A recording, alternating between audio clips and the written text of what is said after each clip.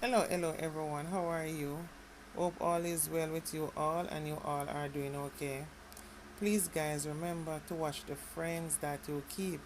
Don't look past red flags. Be very careful who you trust because some people in your life are just there to have a front seat to your demise. So especially watch the people you give front seat in your life. Keep your circle small and manageable. You will be glad you did. And trust and believe you are not missing out on anything not having a big circle. Now, the Chapelton police in Clarendon have identified two persons taken out in a recent gun attack in the rural community of Burrell district. They are 57-year-old Melbourne Wright and 69-year-old Tatlin Keane, who are both elders of Burrell district. Now, the attacker is alleged to be a former ex-police and ex-military man who was in a relationship with Keane's daughter. The man was in a relationship with Keane's daughter and they both lived together overseas. Something went wrong in the relationship as there's allegation that he was very controlling and very abusive and she fled for her life overseas, leaving their home. That's a home they shared in the USA. He went on the hunt for her, contacting all her friends and family to no avail. So because him don't get no information, he flew to Jamaica and went to her parents' home in Big Old District to get information on her whereabouts. Then an argument started between them as he was not pleased with the information that he was getting from them because somehow he believes that they know more than they are actually telling him. Because whatever the reasons, he wants to find her. However, after an argument with her parents, he left their home and came back around 5 p.m. and attacked the occupants of the house, which were three people there. Two of them passed, and the mother was hospitalized in serious condition. He is identified as 41-year-old Elroy Fowler, who is a licensed firearm holder and is from the Longville Park, Clarendon area and the United States of America. After the shooting, he jumped on his bike and rode to the Cane Valley Police Station where he handed over his licensed firearm and told them of the incident and turned himself in for the crime. Can you just imagine then what this woman must have gone through with this man? You can straight up see that he's blatant and arrogant and controlling and abusive. Good grief. No, man.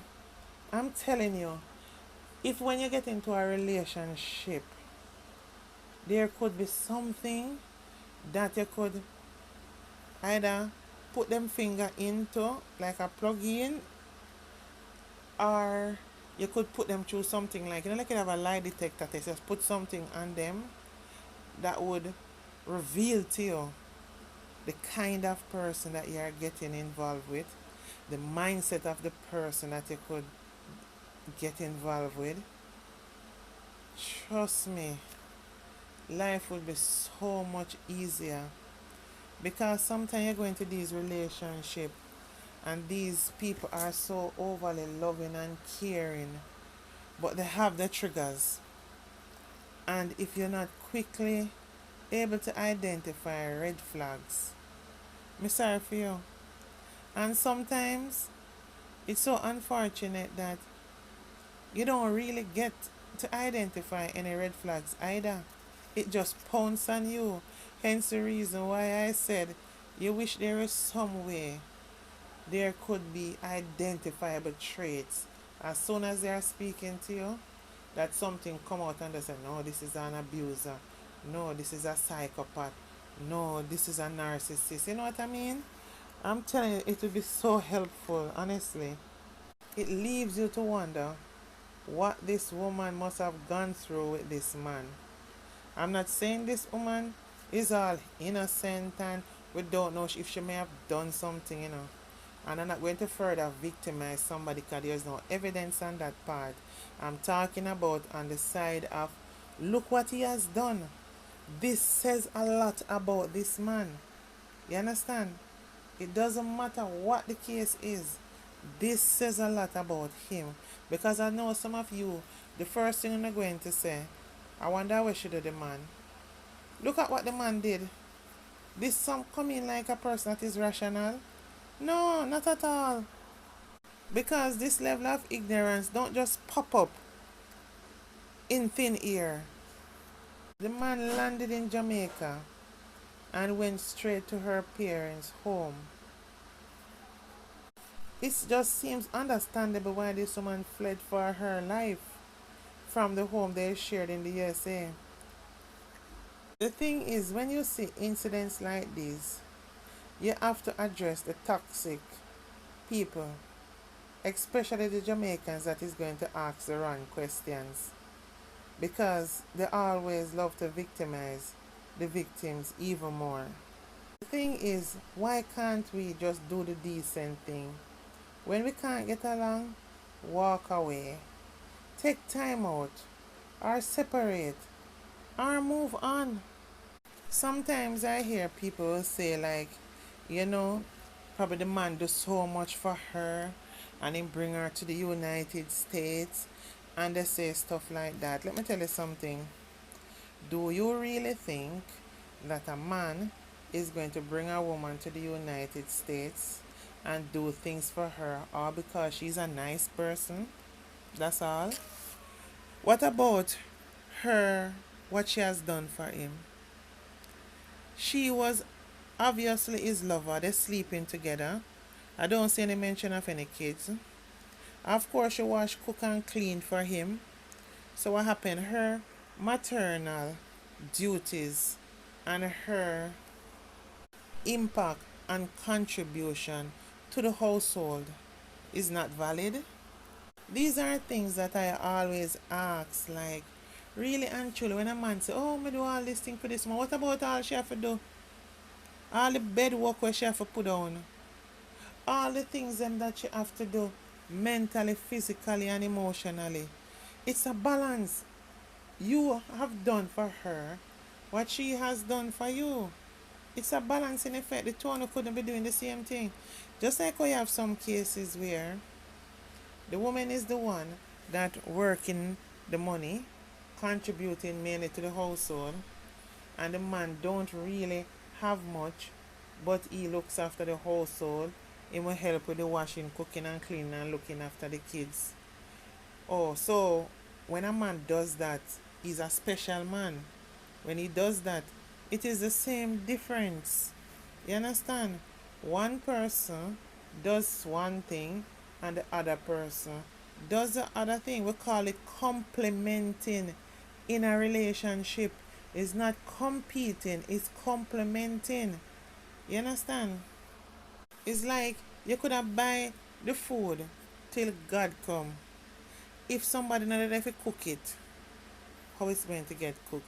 And I know some of you are always have about the one who got interject and say, so what the man can cook. That's what I'm saying. In this case, let's say he is not cooking. She is cooking and buy the food she cook. I'm just trying to make you understand the correlation between one person does that, the other person does that. It's a balancing effect. It's not like he's doing for her and she just did it like a statue and him just dust her down like a figure. That's not the case. Because this thing of human beings feeling like they owning another human being is a dangerous thing and a dangerous way to think. It goes to show little or no respect there is in many relationships. Don't even talk about love, because if you guys really ever loved, even when you have to part, you still worry about the person and don't want any harm done to them. That is real love. These things everybody throw, I love and I love. We don't have a clue really and truly what love is.